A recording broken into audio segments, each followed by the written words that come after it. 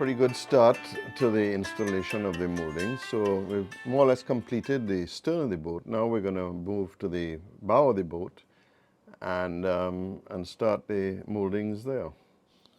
So the first thing we have to do is we made up this jig, which is an exact duplicate of the shape of the bow of the boat, and this allows me to heat the pieces off the model. I did try to use some steam to help bend these. That didn't go too well, so I'm dry heating them now, and I only lost one piece doing it this way. Of course, like we've done in the back, we're pre-installing the wipe-on poly, this time with a paintbrush, because the pieces are already cut and shaped. We have 2 coats of paint, poly, sorry, and that allows us to take all the burrs off. Of course, like happened in the stern of the vessel, I didn't make enough of a space between the blue acrylic and the red acrylic. So I took my diamond file, made up a little template so I get a nice clean line, and then took my time, because we don't want to stick the molding onto straight acrylic paint. It's fine if it's on some of the edge, but not all of it. Then a small amount of PVA on the piece. Less is more, as we've said. And then when we stick it on, we'll clean it up with a wet paintbrush, because we don't want any glue to go on the painted scrolls, in fact, on any of the acrylic. And what's nice about making up a jig and pre-bending the molding is when you actually go to fit it on a model, you get an almost perfect fit. It'll expand out a little bit, but hardly any real spring back, and really makes the model look clean and crisp.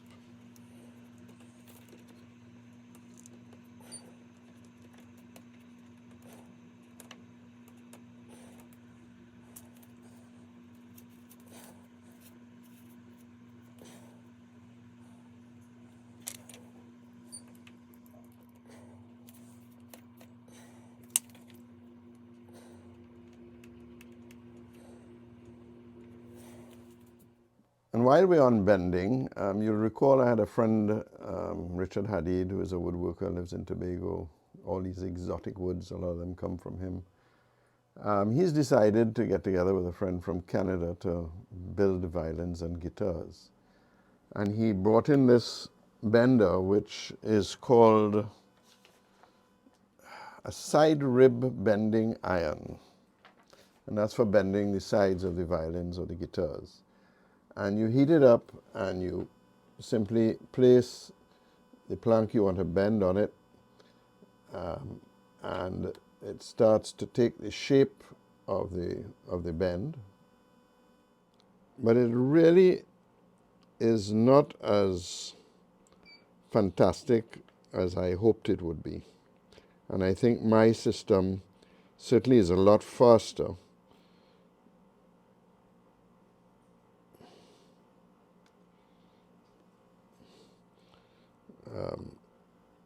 And I've heated this up for over half an hour and it gets quite hot. But I think the heater is just much more efficient. And you've seen me do this many times before. So here is my heating element. I put this on last night and bent it.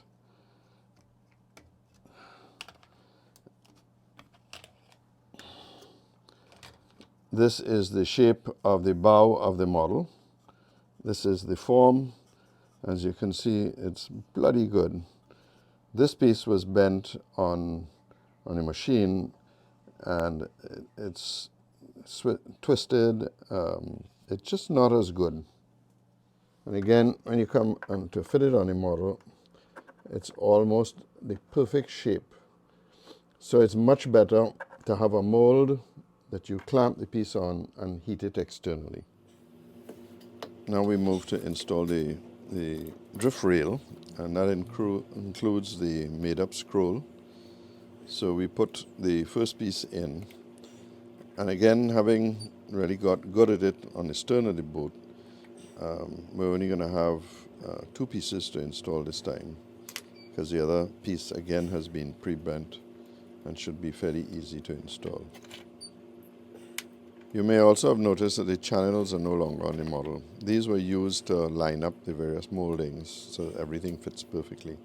But if I leave them there, the probability of breaking them is too high.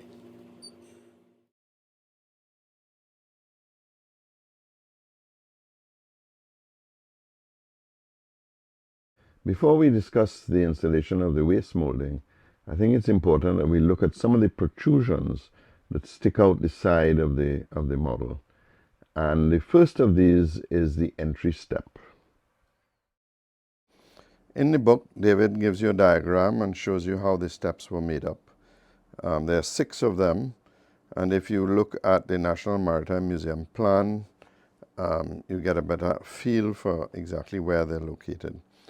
The dimensions, you're going to have to take off the various molding dimensions off the book. This is my estimate of what they are.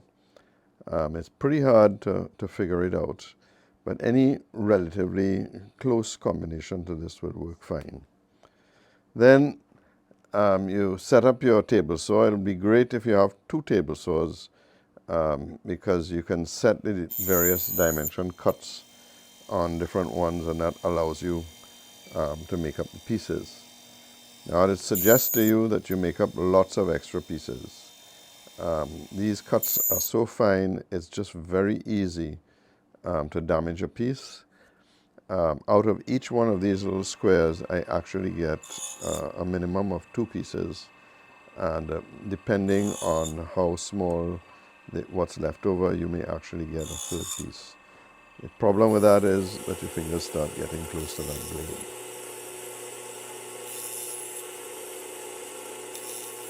Of course, you can also make these up using a scraper. In fact, David even says that he uses files to make them up. The choice is yours. I just think the repeatability of putting it on the table saw and doing most of the work and then cleaning up with the files afterwards is probably the best and easiest way to do it. But it'll be your call. Now we'll clean it up. This chisel is just exactly the right size to go inside here. That's just luck. And again, you see I've already taken this piece off. So I'm going to stick that back with super glue before I go any further. Again, we're going to use a tiny little bit of CA here.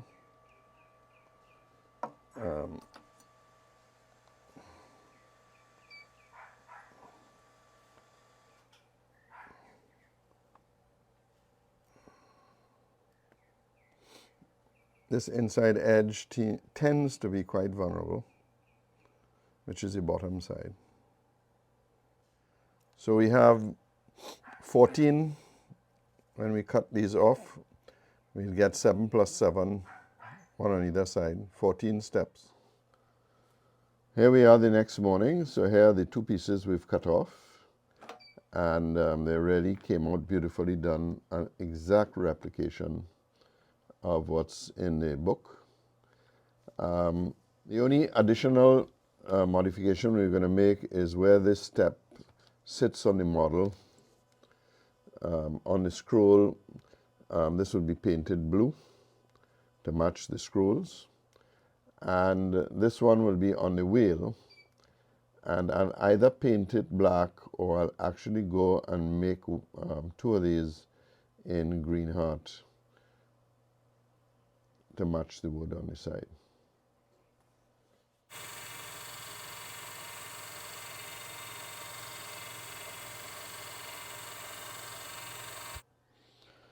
And here are the green heart pieces, continuously trying to push myself to take the model to the next level. I'm going to start to stick them now, and I've used this paper which lines up the outside edge. And the first thing we need to do is to scrape off the acrylic paint. which I've done here. Doesn't have to be exact, but enough again that the glue will get a wood on wood join, and you can put that in now.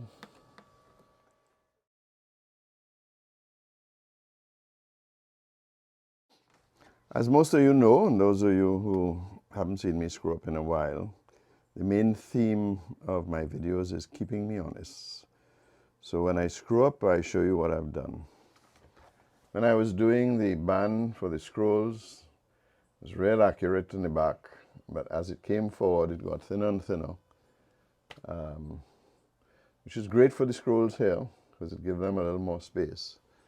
But I've had to remask and increase the thickness of the scroll, and that came about when I put the first of the steps down. When I went to put the second one on, it was way too high, and so I'm fixing it. And of course I had to remove the first step, and at least now it'll all get fixed.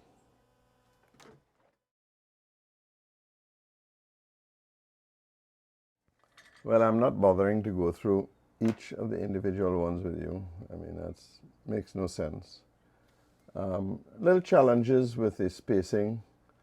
We certainly had to follow that one would be on top and one would be below these openings. When we go to fit the molding, I'm going to have another little challenge, but I'm going to probably pull this down some more. So that's where all the cumulative errors will come up and bite you in the ass, as they say. Very fixable, so I'm not too concerned about it.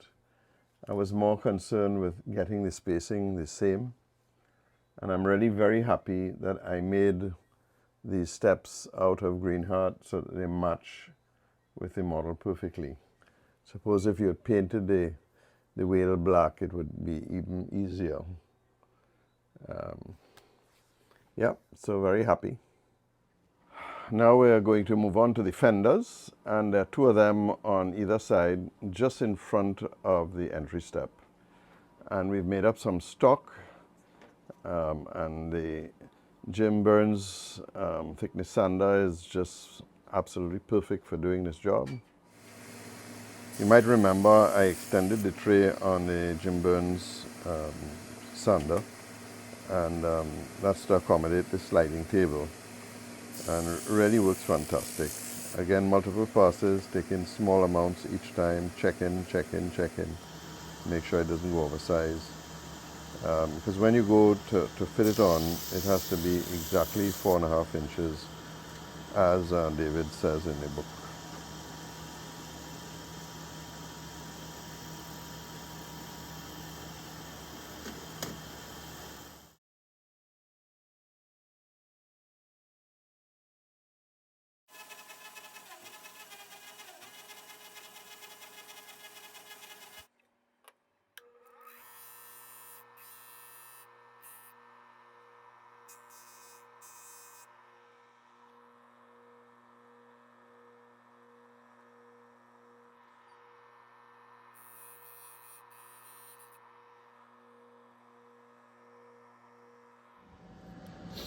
The first thing we had to do was to make up a new scraper, and I'm using the white paper to show you. And there are two little tiny points, and what I'm guessing that was two drainage channels down the outside edge of the fender, probably to let water run off the unit and not cause any rot. That's my guess, but it wasn't really defined. Then the second thing we do is start fitting, and we're going back and forward, and eventually we got them to fit. And I use the light test, which is putting a light behind the piece and looking for light coming through the join. Then of course we put a square on it to make sure we've got it absolutely correct. We'll stick this first, and then come back and stick the second piece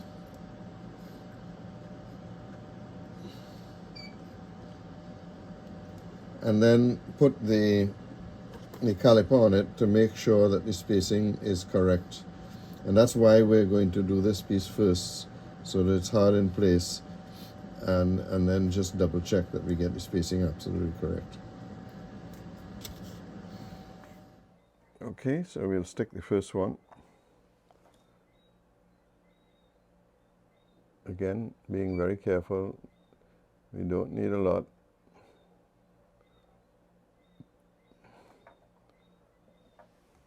Let me just put a little bit.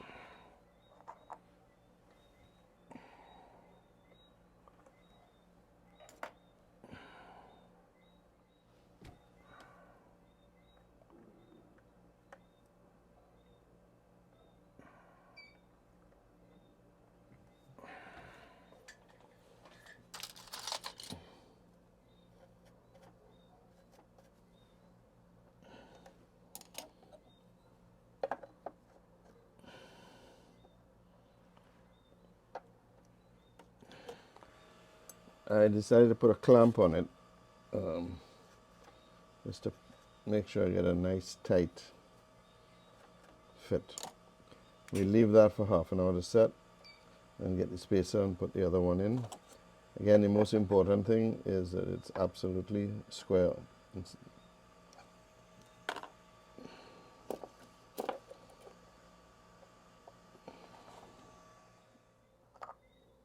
So now we put on the second piece.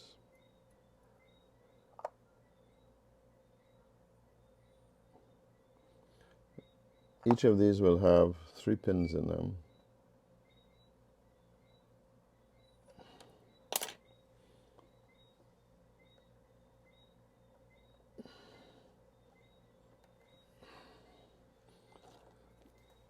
And then to make sure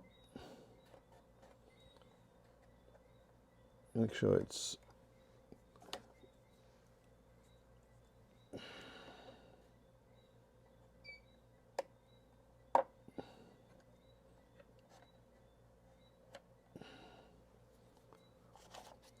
took it out to make sure we clean it up.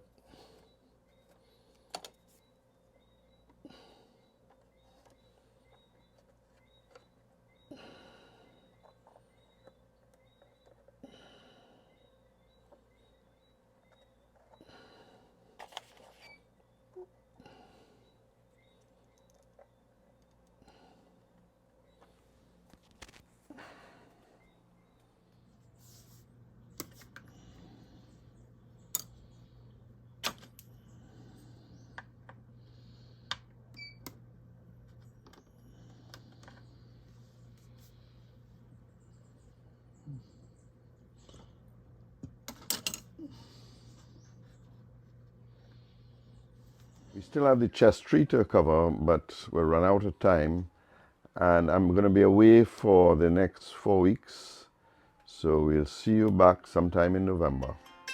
Remember, modeling